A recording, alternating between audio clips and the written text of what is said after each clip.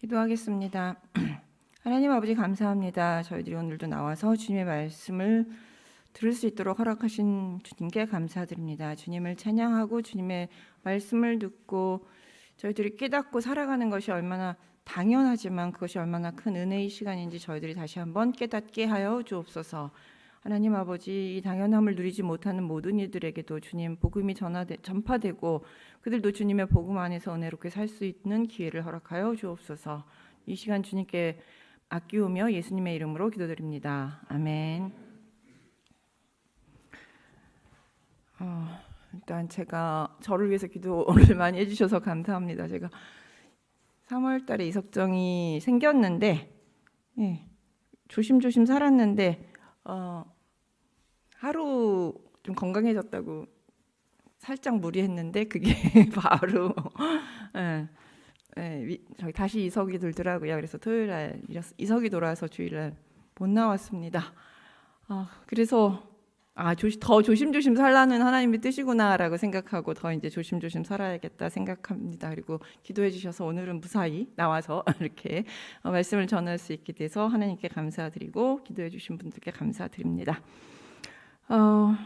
어쨌든 저도 제 성질 뻗치는 대로 그 다음에 제가 하고 싶은 마음대로 살 수 없는 나이가 된 것 같습니다. 조심조심 주의 은혜대로 살아야 될 나이가 된 것 같습니다. 또 그딴 은혜가 또 있겠죠. 오늘은 이제 저희가 지난 시간에 므낫세 왕에 대해서 보았습니다. 히스기야가 정말 아름답게 회복해 나왔던 하나님의 신앙을 므낫세가 무참히 깨트리는 모습들을 보았습니다. 그래서 저희 그것 때문에 이스라엘이 얼마나 하나님 앞에서 망가지는가를 저희들이 처참하게 보면서 므낫세는 왜 태어났는가 이런 하나님은 왜 히스기야를 살려주셔서 므낫세가 태어나게 만드셨는가 이런 생각까지 저희들이 하게 만들었던 시간들이었습니다. 그러니까 인간의 역사는 누군가가 이렇게 아름답게 만들어도 금방 무너질 수 있다라는 것이 인간이 만든 역사와 모든 제도와 이런 것들이 너무나도 견고하고 튼튼한 반석 위에 세워지지 않았다라는 것을 이 므낫세가 너무나도 잘 보여줬다고 생각을 합니다. 그러니까 열심히 노력해야 되는 거죠. 인간이란 존재는 항상 노력하면서 그렇게 살지 악에 물들지 않도록 악한 세상으로 살아가지 않을 수 있도록 열심히 노력하면서 살아야 되는 연약한 존재라는 것을 우리는 므낫세를 통해서 다시 한번 깨닫게 되었습니다. 오늘은 이제 새로운 왕, 그 므낫세의 아들 아몬은 암살당하고 결국 이제 그의 아들 요시야가 다시 왕위에 오르게 됩니다. 근데 오늘 왕위에 오른 요시야는 그의 할아버지 므낫세와 그의 아버지 아몬과는 다르게 여호와 앞에 보시기에 정직한 왕이었더라. 특히 그의 조상 다윗의 모든 길로 행하고 좌우로 치우치지 아니하였다라는 평가를 받습니다. 이스라엘 역사에서 다윗의 모든 길로 행하고 좌우로 치우치지 않았다라는 아주 좋은 평가를 받은 왕은 둘밖에 없습니다. 그 많은 왕들 가운데 딱 2명이에요. 그게 히스기야와 요시야입니다. 그 뛰어난 요시야 왕에 대해서 하나님 보시기에 정말로 정직하게 살았던 요시야 왕에 대해서 저희들이 생각해 보려고 합니다. 참 역사란 것이 재밌어요. 뛰어난 왕이 있었다가 또 왕창 무너졌다가 또다시 하나님 보시기에 선한 왕이 세워지는 그런 역사들을 우리는 보게 됩니다.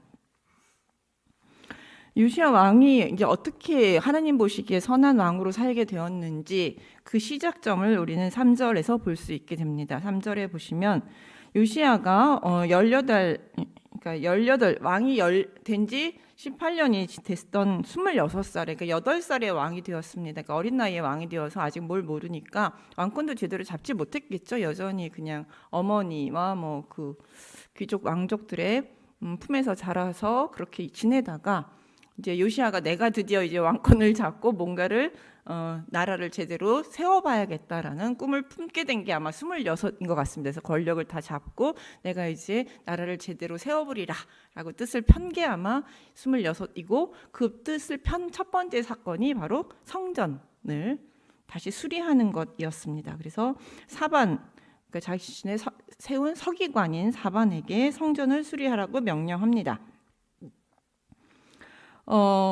근데 이제 사실 성전 수리는 일상적인 일이에요. 여호와를 섬기는 이스라엘이 왕의 일상적인 업무입니다. 성전 수리는 당연히 해야죠. 왜냐하면 우리도 교회가 맨날 있다 보면 어디가 항상 고장이 나서 항상 어딘가 수리를 해야 되는 것입니다. 사용을 하다 보면. 그렇기 때문에 성전 수리라는 것이 그렇게 그닥 새로울 일은 없는데 요시야 때 그렇게 새로울 일이 없는 성전 수리를 다시 시작해야 될 만큼 그만큼 여호와 성전에 대한 관심이 없었다라는 것을 알 수 있습니다. 그러니까 사실 성전 수리에 대해서 언급이 나온 거는 요아스 왕과 요시야가 전부입니다. 성전에서 그만큼 이제 이스라엘과 이스라엘 왕들이 여호와에 대한 신앙이 점점 약해지고 있었다는 것을 또한 이 성전 수리가 성전을 돌보지 않았다는 것을 통해서 우리가 알 수 있습니다. 이 성전 수리를 도맡은 이 사반이라는 인물은 상당히 이 가문은 뛰어난 가문이에요. 이제 여기는 나오지 않았지만 그의 아들 아히감은 나중에 예레미야 26장 24절에서 예레미야를 도운 인물이고요. 또 다른 아들 그라마는 여호야김 통치 시대에 이스라엘의 귀족으로 있었습니다. 또 그다음에 이제 사반의 손자 그달랴라는 사람이 있습니다. 이 그달랴는 나중에 예루살렘이 바벨론에게 함락된 뒤에 총독으로 임명된 인물입니다. 그러니까 상당히 명문가이고 예레미야를 도운 신앙이 있는 있는 그 가문이라는 것을 알 수 있습니다. 어쨌든 한 가문이 이렇게 길게 여러 사람 손자까지 이렇게 이름이 나오는 것은 그렇게 흔치는 않아요. 그만큼 명문가이고 하나님을 섬기던 가문이었다는 것을 알 수 있습니다. 이런 요시야는 이 사반에게 예루살렘 성전을 수리할 것을 명령하였고 명령을 하였는데 요시야가 이제 그 대제사장 hil기야, 그 당시 대제사장이 hil기야라는 사람이었습니다. hil기야에게 뭐라고 했냐면 성전문에서 거둔 은의 합계를 내서 감독관에게 건네주는 역할만 해라. 대제사장이 좌지우지 다 하지 말고 너는 딱 돈을 걷어서 얼마 걷었다라는 것만 계수하고 나머지는 다 그 성전을 고치는 사람들한테 맡겨라. 그래서 성전을 감독관에 넘기라고 지시를 합니다. 그리고 그가 작업자들에게 돈을 주어 성전을 수리하게, 감독관이 성전을 수리하게 합니다. 근데 이 방식은 여러분 지금 우리 좀 전에 읽으셨잖아요. 읽은 방식은 어디서 본 듯합니다. 살짝. 이게 뭐냐면 요아스가 성전을 수리할 때 쓴 방식입니다. 왜냐하면 대제사장에게 맡겼더니 대제사장이 제대로 일을 안 했어요. 그래서 성전 수리가 제대로 이루어지지 않았기 때문에 그때 요아스가 내린 방법이 대제사장 너는 손 떼. 그러니까 제사장들은 손 떼고 그것들을 관리하는 감독관이 직접 성전의 은을 관리하고 수리하도록 맡겼었습니다. 이걸 보면 이제 제사장들이 신뢰를 잃었다는 것들을 좀 알 수 있습니다. 그 방식을 그대로 사용해서 요시야 시대에도 대제사장은 성전을 수리하지 않고 오직 감독관들에 의해서 성전 수리를 할 수 있었다는 것을 알 수 있습니다. 이 당시에 그 므낫세 시대에는 모든 은을 걷어서 사실은 그 아수르에게 바치기 급급했었잖아요. 근데 요시야 시대에는 아수르가 이제 힘이 점점 약해지는 시대예요. 그러니까 그래서 조공을 바칠 일이 아마 조금 적었고 그래서 아마 성전을 돌볼 수 있는 여력도 조금은 있지 않았을까라고 생각을 합니다. 그래서 성전을 수리할 은도 마련할 수 있지 않았을까 뭐 이런 생각을 좀 해봅니다. 어쨌든 시기적으로는 그런 시기에 요시야는 성전 수리를 하게 됩니다. 근데 이 성전을 청소하던 중 대제사장 hil기야가 여호와의 성전에서 율법책을 발견했다고 하면서 사반에게 이것을 넘겨줍니다. 내가 성전을 청소하다가 이것을 발견했다라고 하면서 사반에게 넘겨줍니다. 당시의 책은 그 양피지로 양피지에 쓰였어요. 양피지는 양의 껍질이 양의 가죽이죠. 양가죽에다가 써서 이렇게 두루마리 형태로 되어 있습니다.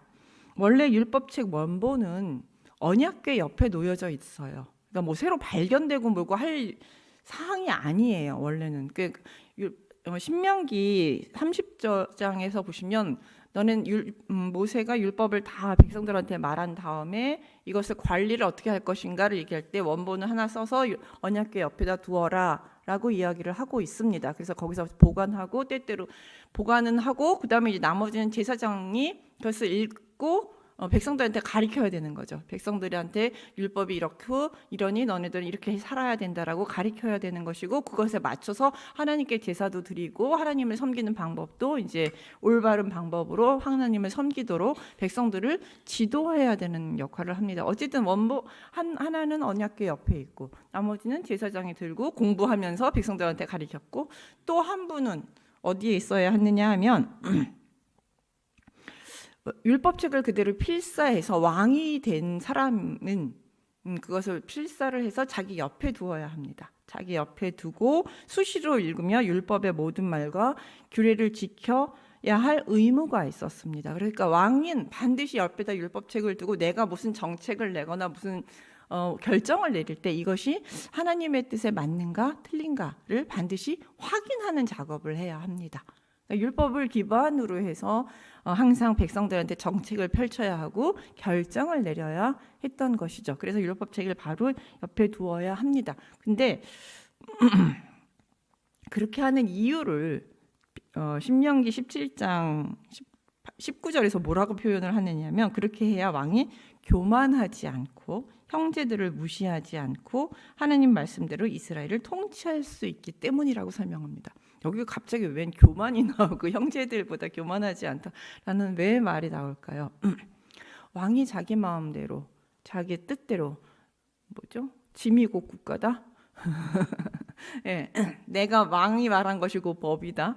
이런 게 안 된다는 거죠, 이스라엘은. 왜냐하면 하나님의 법이 먼저 있어요. 율법, 하나님이 계시고 하나님의 율법이 있고 왕과 모든 백성은 그 하나님 말씀에 다 복종해야 되는 존재예요. 그 부분에 있어서는 다 평등한 거예요.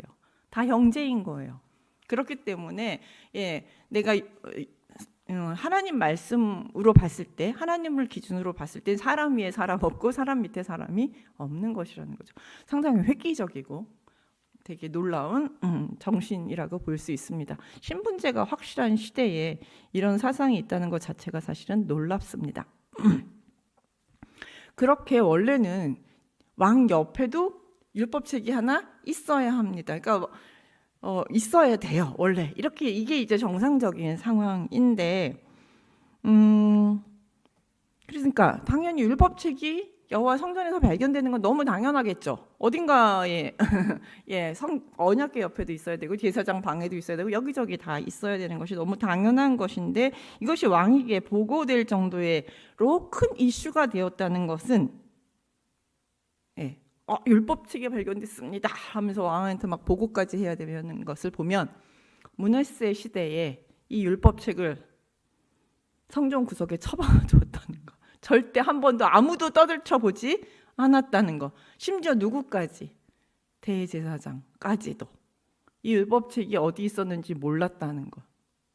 그래서 hil기야가 발견했습니다 하면서 사반에게 넘겨주었다는 거. 정말 이 사건이 쇼킹한 겁니다. 그러니까 우리가 볼 때는 너무 당연한 율법책이 발견되는 게 너무 당연한 건데 그 당연한 것이 발견됐다고 이렇게 큰 이슈가 됐다는 것 자체가 그동안 여호와의 말씀이 이스라엘 안에서 얼마나 무시당하고 하나님 말씀이 전혀 전달되지 않았다라는 것. 근데 그것이 심지어 어디서까지? 예루살렘 성전에서까지 대제사장에서까지 아무도 하나님의 율법책을 읽지 않고 보지 않고 다 처박아 두고 존재조차 몰랐다라는 것을 우리는 너무 쇼킹하게 받아들여야 합니다.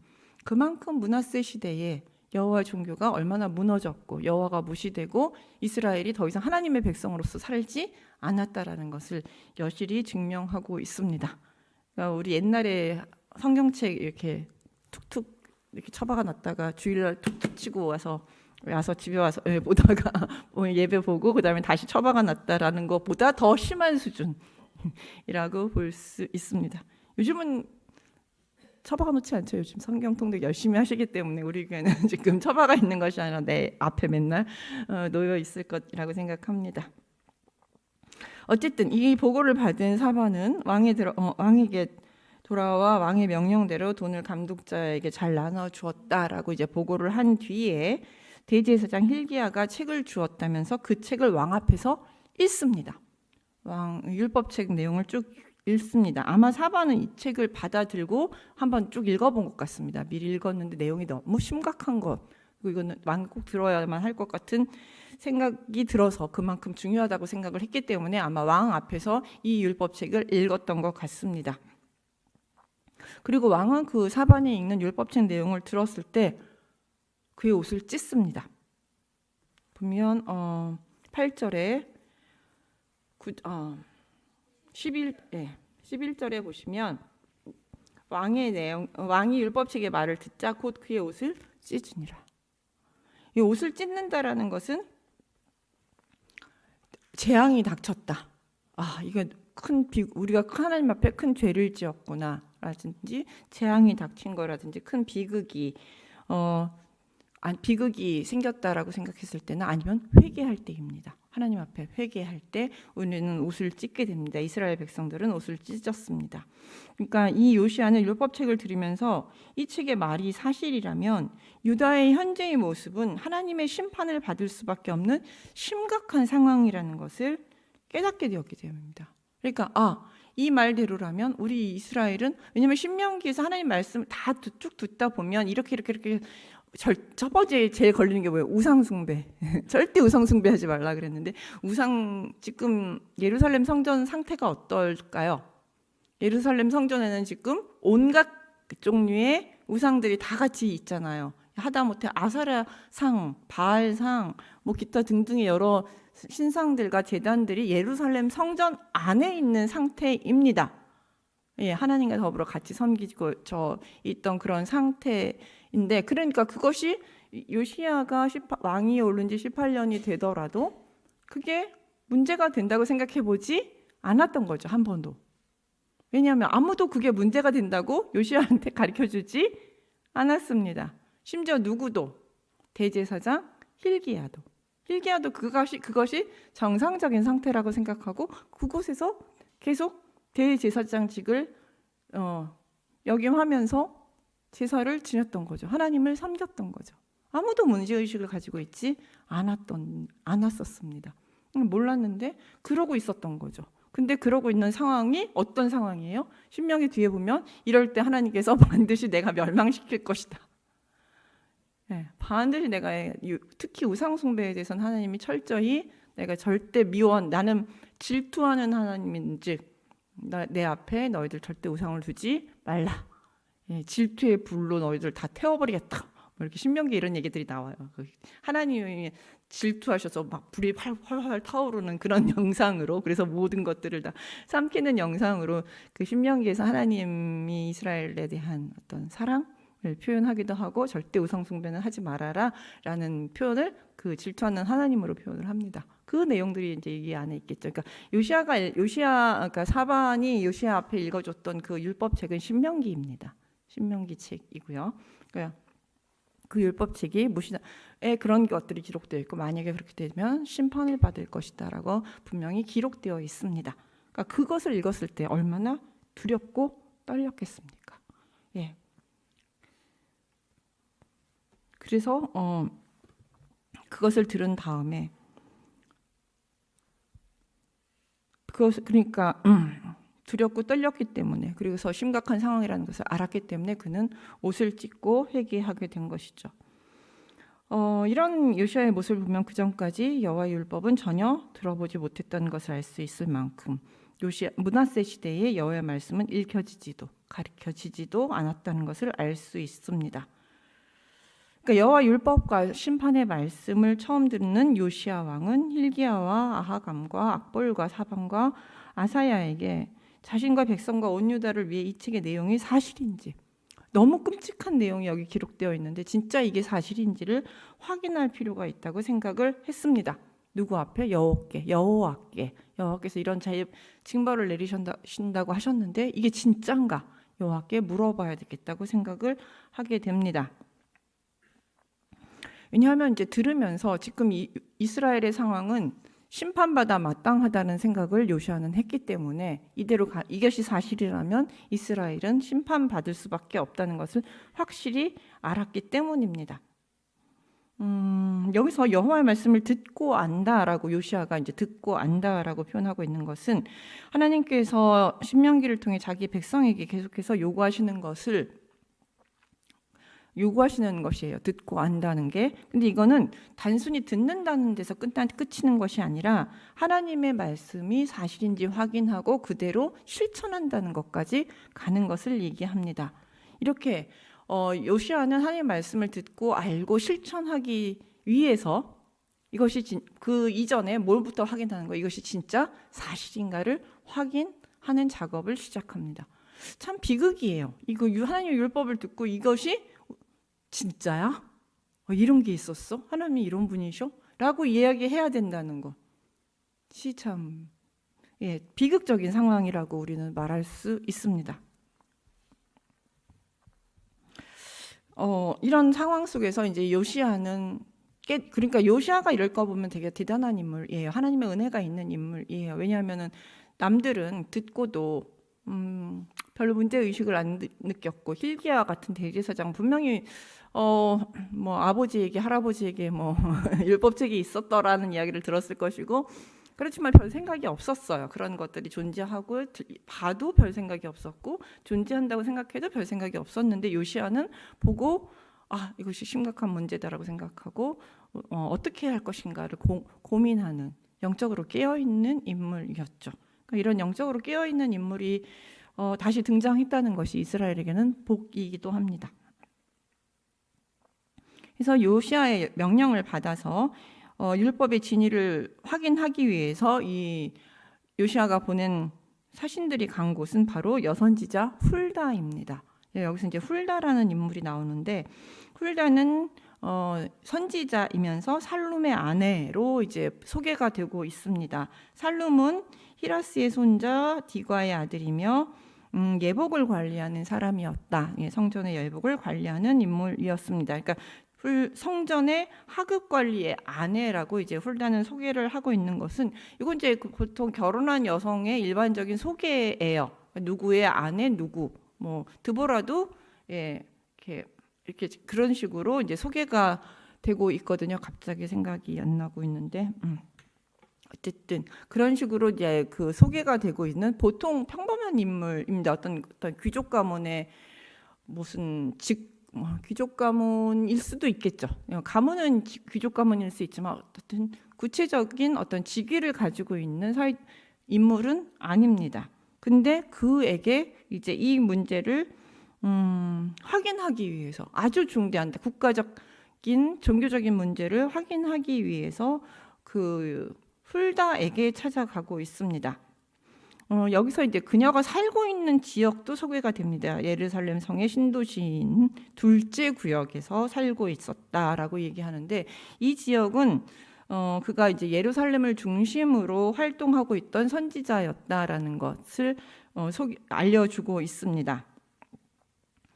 근데 이제 그 당시에도 여러 선지자들이 있었거든요. 훌다 말고도 예를 들면 우리가 잘 알고 있는 예레미야 선지자라든지 그다음에 스바냐 선지자라든지 이런 선지자들이 활동하고 있던 시절이었기 때문에 왜 하필 훌다에게 찾아갔을까라고 이제 많은 사람들이 논란을 이야기를 합니다. 근데 넬슨이라는 학자는 뭐라고 했냐면 본문이 그녀가 여성이라는 것에 대해서 어떤 특별 취급하지 않고 전혀 그냥 훌다에게 찾아갔다 뭐 이렇게만 그냥 단순한 정보를 전해준다는 것이죠. 그러니까 이런 것은 그녀를 특별한 취급하지 않는 것은 하나님의 선지자로서의 그녀의 지위는 성별과 무관하기 때문이고 라고 얘기하면서 이런 논란 자체를 일으키는 것 자체가 성경의 기록의 의도를 무시하는 것이다. 전혀 그 사람들은 논란이 되지 않았다라는 것이죠. 근데 논란이 될 만하기도 합니다. 왜냐하면 그 당시에 대제사장도 이 율법책이 하나님의 말씀인지 몰랐던 시절이에요. 대제사장 하면 가장 영적 권위, 종교적 지도 최고 지도자이잖아요. 최고 지도자. 그다음에 서기관이라고 하면 최고의 학식이 있는 사람이에요. 최고의 관리이자 최고의 학식이 있는 사람임에도 불구하고 이 율법책이 진짜 하나님의 말씀인지 알지 못했다라는 것이죠. 그러니까 지도층들이 다 므낫세 왕의 워낙 종교적으로 여호와의 종교를 다 무너뜨려 놨기 때문에 종교적으로 무질서하게 만들어 놓으니 그 밑에 있던 종교 지도자들이 그것이 아니옵니다. 뭐 이렇게 얘기하겠지만 그런 사람들 다 자르고 자기 말 잘 듣는 그런 왕이 하는 말씀이 다 옳습니다 하는 사람들만 다 올려놓다 보니 그 이사야는 지난 시간에 제가 말씀드렸죠. 왕에게 전설에 의하면 왕에게 옳은 말 하다가 죽임당했다. 이런 전설이 있다고 얘기해 드렸습니다. 그렇게 자기에게 옳은 말 하는 사람들은 다 제거하고 자기의 말이 옳다고 이야기하는 사람들만 다 올려놨기 때문에 아무한테도 이 대제사장도 그다음에 서기관도 그 관리들도 이 율법책이 하나님의 말씀인지 아닌지 확인해 줄 수 있는 능력이 아무도 없었다라는 것이죠. 그렇기 때문에 누구를 찾아간 거예요? 그 시대에 조용히 동네 사람들과 마을 사람들에게 하나님의 말씀을 전하고 있던 그래서 하나님의 말씀을 전하면서 이렇게 살아야 된다고 얘기하고 있던 훌다에게 찾아간 것이죠.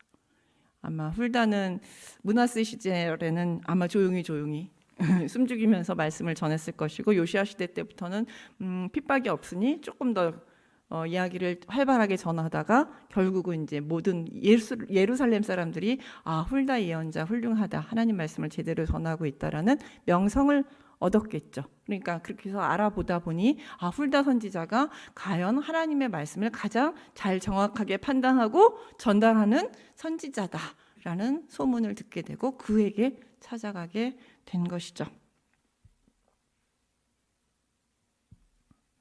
이렇게 이제 훌다 가장 잘 알려져 있는 훌다에게 이들은 찾아가게 됩니다. 이런 걸 보면 영적 권위는 지위하고 상관이 없어요. 사회적 직책이나 지위와 상관이 없이 정말 그가 하나님 앞에 올바로 섰느냐, 하나님 보시기에 정직하게 살았느냐, 하나님만을 붙잡고 사느냐가 누군가의 영적인 성숙도, 영적인 권위를 갖게 됩니다. 물론 질서를 중요시하게 되지만 질서를 잘 지켜야 되긴 하지만 그러나 질서가 곧 영적 권위를 의미하는 것은 아닙니다. 하나님은 항상 우리가 생각하지 못한 사람들을 통해서 역사하고 계십니다. 그게 바로 오늘은 훌다인 거죠. 그래서 이제 훌다에게 이것이 사실인지 아닌지를 확인하러 갑니다. 그랬더니 훌다는 이제 이들을 보고 두 가지 이 율법책이 여호와의 말씀이다라는 것을 확인해 주면서 이들에게 두 가지 예언을 합니다. 첫 번째는 유다 왕이 읽은 책의 모든 말대로 유다에게 재앙이 내릴 것이라는 것입니다. 유다는 멸망할 것이라는 예고를 하고 있습니다. 왜냐하면 그 이유는 여호와를 버리고 다른 신에게 분향하며 그들의 손의 모든 행위로 여호와를 경노하게 만들었기 때문입니다. 다른 신에게 분향했다는 것, 여러분 아시잖아요. 예루살렘 성전 안에서 분향하고 제사 드리고 있는 그런 모습들이 다 있습니다. 그리고 또 하나, 그들의 손의 행위 때문에 행위는 율법에서 말하고 있는 공의와 정의, 자비로움, 도덕적인 것 모두를 다 깨뜨렸다고 얘기했습니다. 므낫세 시대에 뭐라 그랬어요? 피가 성전 예루살렘 성을 가득 채웠다라고 얘기했어요.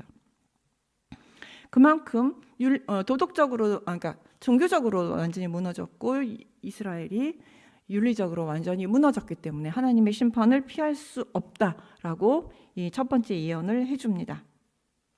두 번째는 요시야 왕의 개인적인 예언으로 요시야 왕이 여호와께서 유다가 빈 땅이 되고 저주거리가 된다는 소리를 듣고 마음이 부드러워지고 하나님 앞에 겸손해졌기 때문에, 즉 율법책의 내용을 듣고 하나님의 심판이 임할 것이라는 것을 인식하고 하나님 앞에 겸손히 옷을 찢은 것을 이제 회개로 보신 것이에요. 하나님은 하나님 앞에 회개하고 하나님의 말씀을 듣기 위해서 노력한 것, 애쓴 것을 하나님께서는 보셨다는 거죠.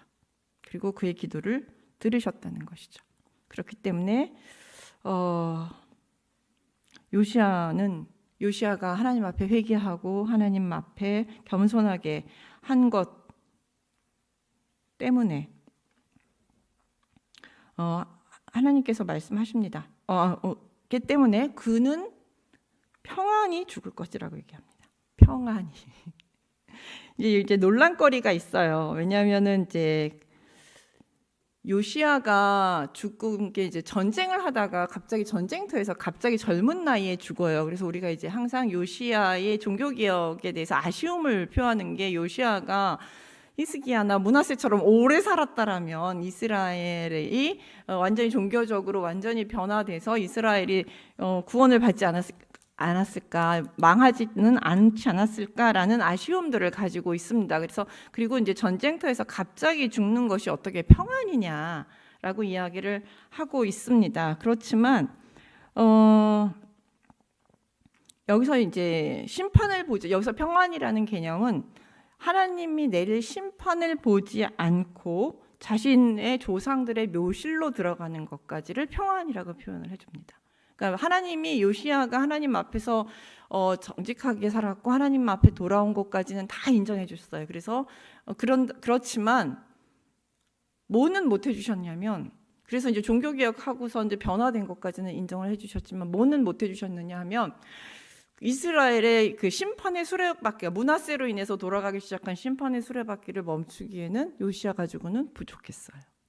이미 히스기야 때 한번 막아주셨어요. 근데 그 히스기야 때 막았던 것을 므낫세가 다시 열심히 돌려서 하나님의 심판의 수레바퀴는 이제 멈출 수가 없게 되었고, 다만 요시야는 그 심판의 수레바퀴에 깔리지 않고 일찍 죽어서 평안하게, 심판은 보지 않고 평안하게 자신의 조상의 묘실에 묻히는 것으로 하나님께서 그에게 은혜를 베풀어 주신 것이죠.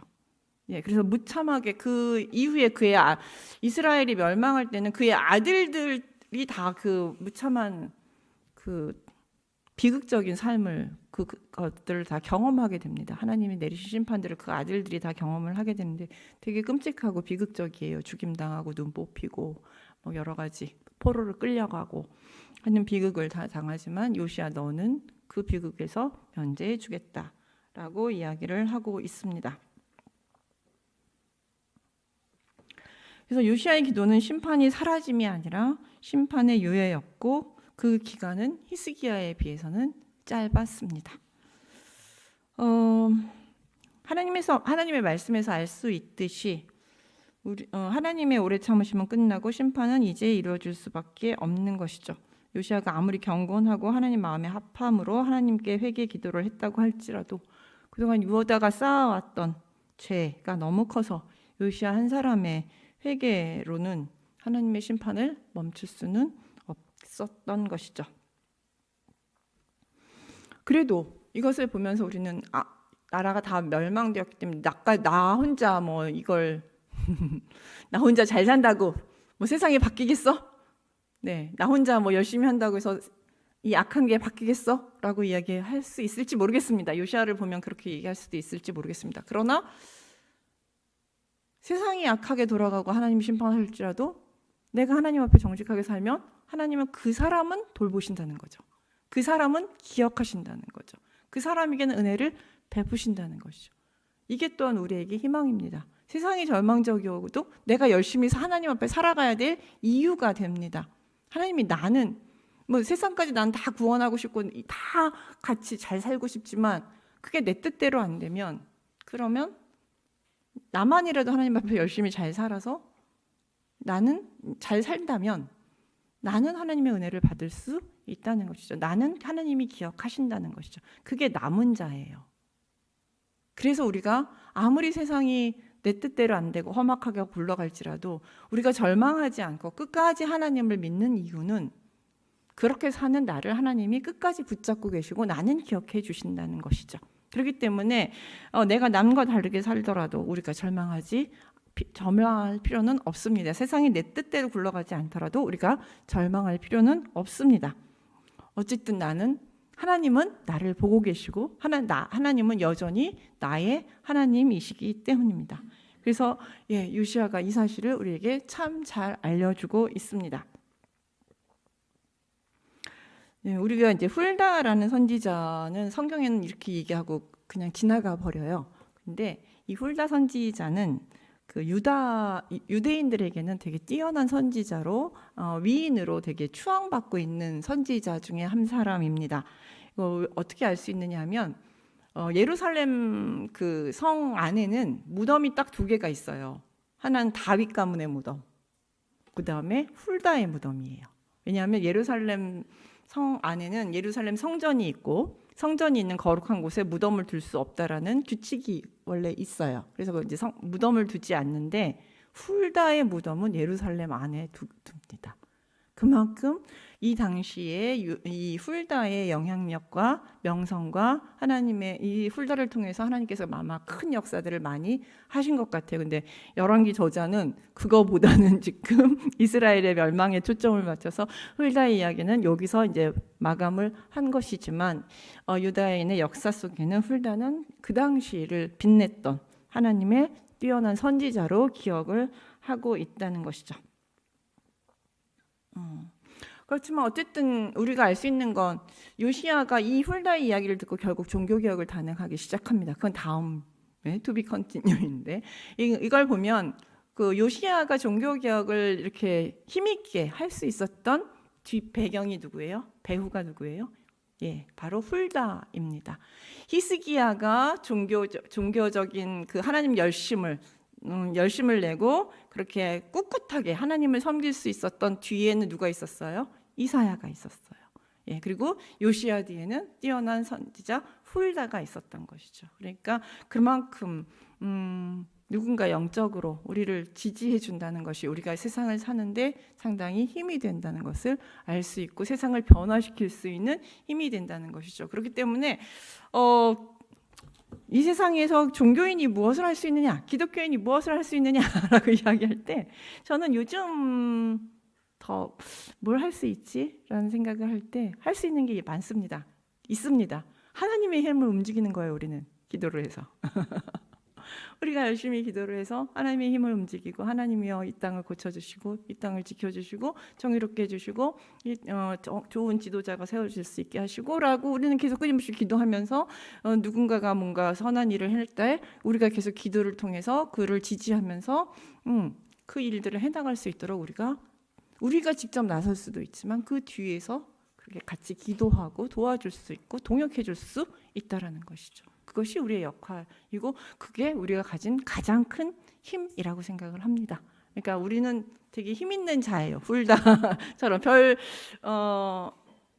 평범한 사람이지만 아주 평범한 사람이지만 대제사장도 해내지 못한 그런 놀라운 개혁들을 우리는 이루어갈 수 있는 사람입니다. 왜냐하면 우리가 하나님을 올바로 알고 하나님을 올바로 섬기고 있는 그리고 하나님이 하나님이 우리를 사랑하시는 하나님의 제자이자 자녀이기 때문입니다. 그러니까 여러분이 그런 대단한 사람이라는 것을 기억하시면서 오늘 하루도 힘있게 사셨으면 좋겠습니다. 기도하겠습니다.